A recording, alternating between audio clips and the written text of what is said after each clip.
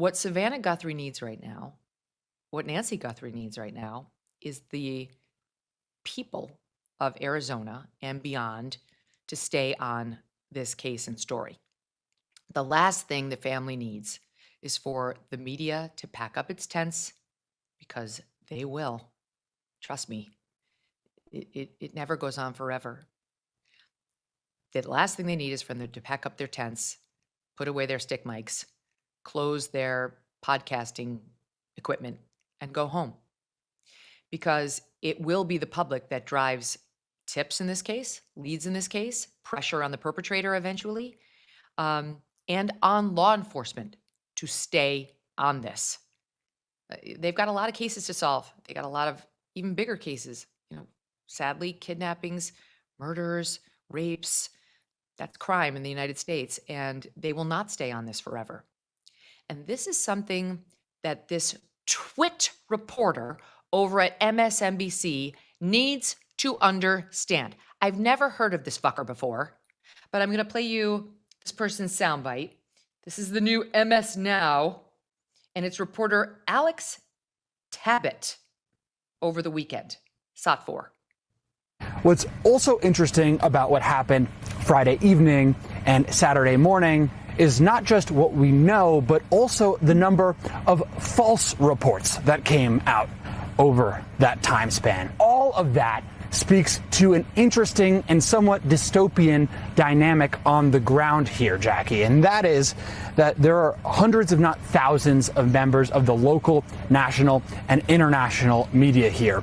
But there are also hundreds of influencers. And in these moments of developments in this story, they will go live to their hundreds, if not thousands, if not tens of thousands of viewers, and I will overhear them just say things that are not based in fact, things that are not based in reality or have been checked with the local authorities. See how some of these comments that are made without regard to the fact that a woman's life potentially hangs in the balance here, how those little comments snowball into this misinformation and disinformation. Oh my God. Of all networks to be lecturing us on mis and disinformation, why don't you talk to your big boss, Rachel Maddow, and all the rest of the primetime lineup about Russia, Russia, Russia? You want to talk about falling down on the job? As he's speaking in the lower third on the channel, coming up next, exclusive interview with Doug Emhoff.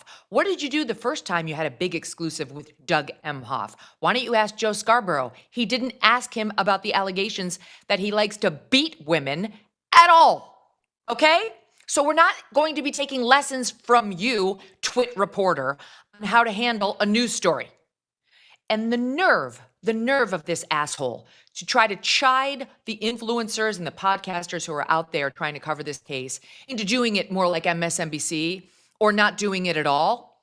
It's thanks to them that we have half the interest in this case. They're the ones who are following around law enforcement. Yes, and by the way, most of them have been extremely careful about not broadcasting the specific locations of the law enforcement operations when they're executing on these warrants, because they understand that could give a tip off to the bad guys. They're just looking for content and wanting to help solve this case.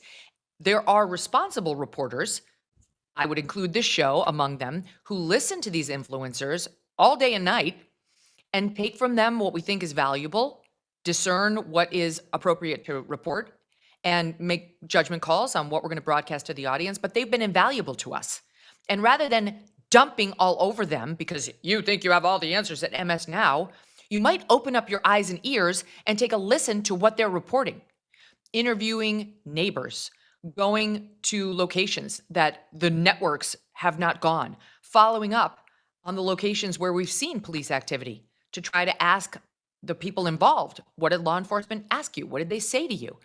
And let me tell you, there's not a family in America with a missing loved one that wouldn't give their eye teeth to have this same influencer crew show up on their back door and get interested in their cases.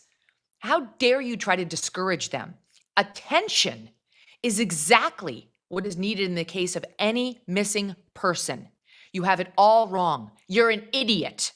And by the way, this guy, we looked him up. Just see what's his background. Like why does he think he's in such a position to lecture all the reporters on how this needs to be done? Well, here it is. He has previously freelanced for PBS. Oh, okay. So you couldn't even get hired by PBS in a real job? And not just PBS, just PBS NewsHour, one property over there. And then there was his internship for CBS, but not even CBS News, CBS Interactive, whatever the hell that is. And then a stint with ARC Media, which I've never heard of, and I don't even know if it's a real thing. From his LinkedIn report, political reporter and documentary journalist. Really? What'd you do? I don't see anything. Writer, TV presenter. Are you from the UK? Because over here, we don't use that term. And social media producer. Oh, I see. So you managed somebody's X account or Instagram or did your own little reports on there. Who doesn't believe good journalism should be constrained by medium. Okay, I think you mean is doesn't believe in good journalism, period. That's my takeaway having watched you. New Yorker with Spanish and Lebanese heritage. Oh, it's important. That's what I listed in my bio too. Irish and Italian heritage, by the way, you should know. Mostly European. Okay, like who lists their heritage in their bio as a reporter? Then he writes, calm in chaotic breaking news environments and always hungry for a scoop. Well, that's clearly not the case, because if you were always hungry for a scoop, you would be listening to these on-the-ground, intrepid influencers who you so disdain and trying to figure out whether they might actually have something that you don't have.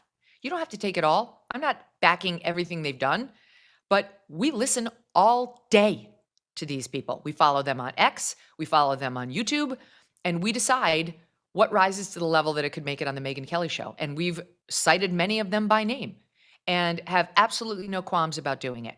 We actually are seasoned reporters here, not just me, but my team as well, and know the difference between good reporting and bad, and don't consider ourselves above anybody.